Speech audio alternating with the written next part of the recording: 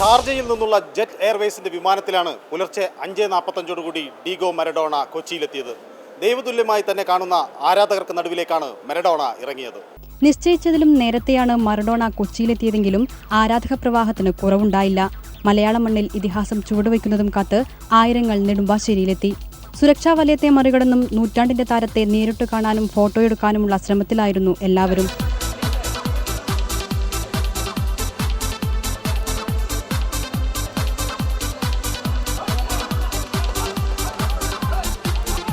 പിന്നീട് പ്രത്യേകമൊരുക്കിയ ഹെലികോപ്റ്ററിൽ നെടുമ്പാശ്ശേരിയിൽ നിന്ന് കണ്ണൂരിലേക്ക്. ഫുട്ബോൾ ഇതിഹാസം ഡിഗോ മറഡോണയുടെ ആദ്യ കേരള സന്ദർശനമാണിത്.